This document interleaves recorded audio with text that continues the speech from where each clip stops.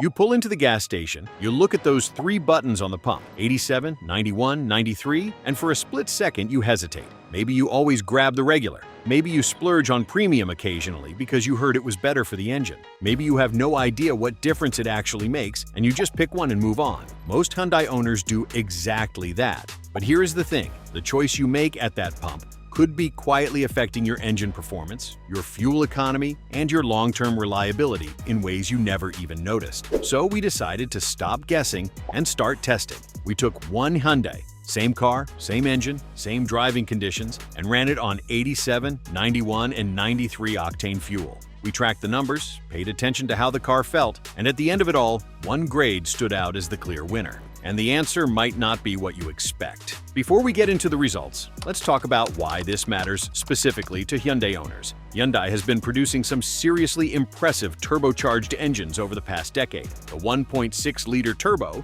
the 2.0-liter turbo in the Sonata and Tucson, the 2.5-liter turbo in the Sonata N-Line and Santa Fe. These engines are designed to be efficient and powerful at the same time, which means they are tuned very carefully. And that tuning is sensitive to what you put in the tank. Hyundai's owner manuals and engineering specs are very specific about this.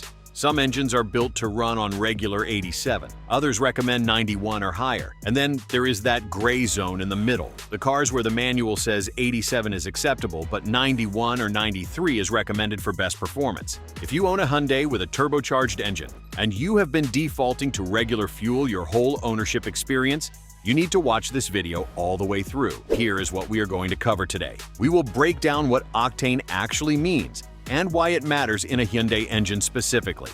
Then we will walk you through the results from all three fuel grades across performance, efficiency, and real-world feel behind the wheel.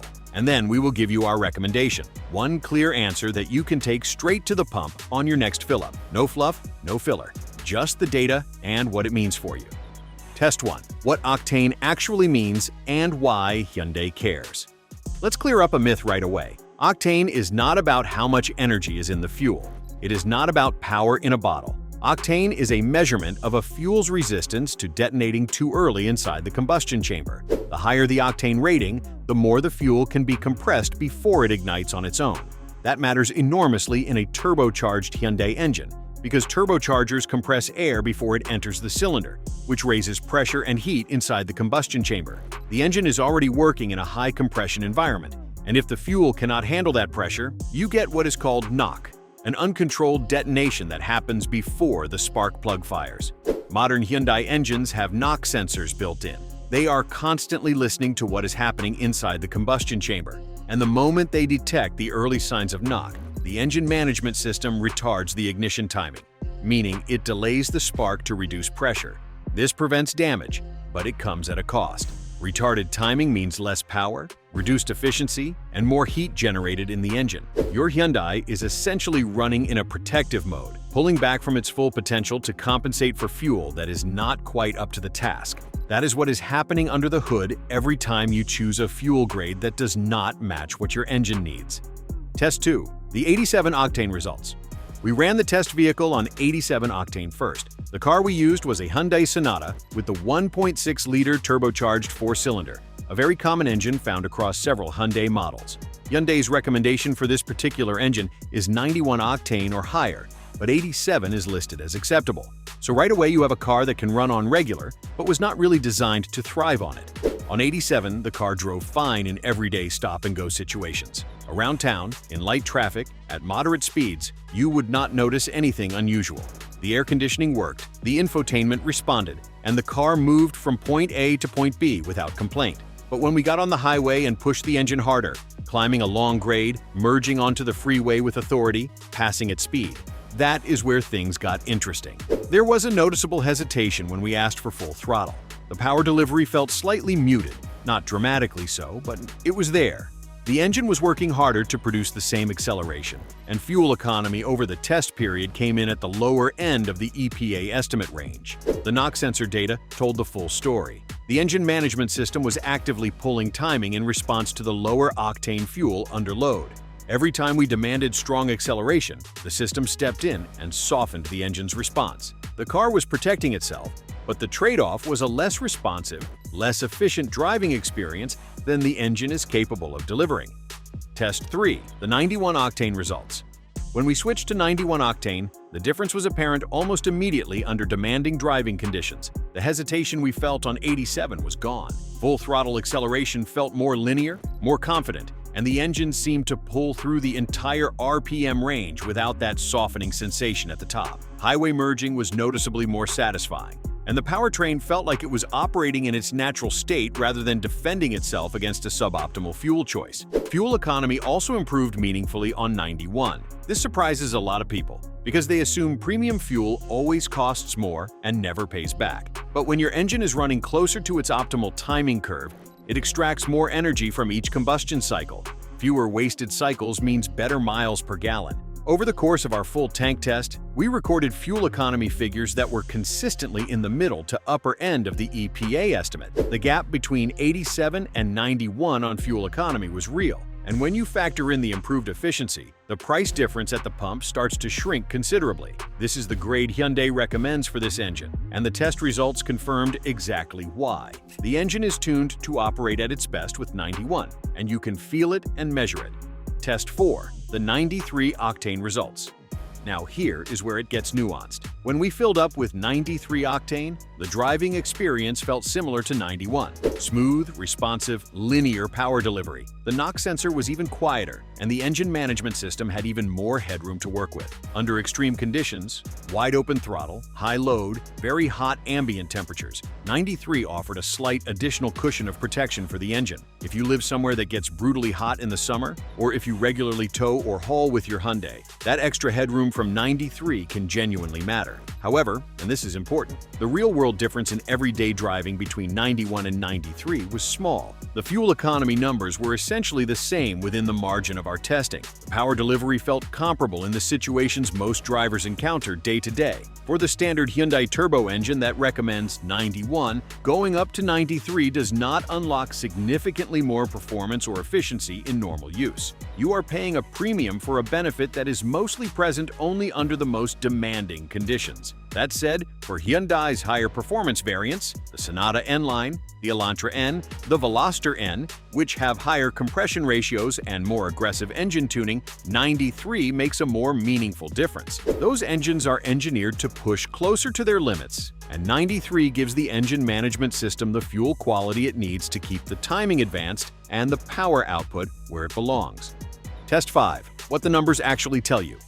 Let's put all three grades side by side in plain terms. On 87 Octane, the standard Hyundai turbo engine ran adequately but below its design potential. Timing retard was measurable under load, power felt softened at high demand, and fuel economy landed at the lower end of what the car is rated to deliver. Running 87 in an engine that recommends 91 is not catastrophic. The car will not blow up, and the knock sensors will protect it, but you are consistently underperforming what you paid for. On 91 Octane, the engine operated exactly as Hyundai's engineers intended. Timing stayed advanced, power delivery was full and confident, and fuel economy came in at or above the EPA estimate for our driving cycle. This is the sweet spot for the majority of Hyundai turbocharged engines. The slightly higher price per gallon is partially recovered through better efficiency, and the engine delivers the performance you bought the car for. On 93 Octane, the everyday experience was nearly identical to 91, with a small advantage under extreme conditions.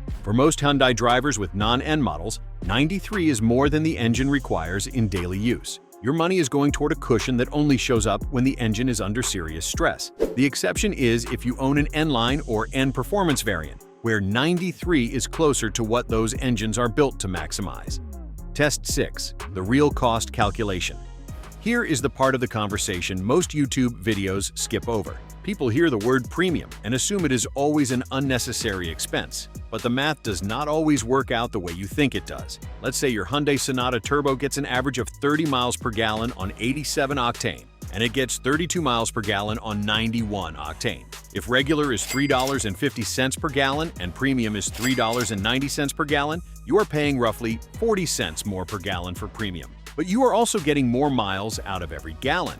Over a full year of driving around 15,000 miles, the better fuel economy on 91 means you are buying fewer gallons total. The actual out-of-pocket fuel cost difference between the two grades narrows significantly once you account for the efficiency gains, and that does not factor in the long-term engine health dimension. An engine that regularly runs timing retard under load is generating more heat and experiencing more cylinder pressure fluctuation over time. Whether that translates into meaningful wear differences over 100,000 miles or more is hard to quantify in a short-term test, but the physics support the idea that running your engine at its intended operating parameters is better for longevity. The extra few cents per gallon you spend on the right fuel is an investment in the engine working the way it was built to work, rather than spending its entire service life in a slightly compromised state.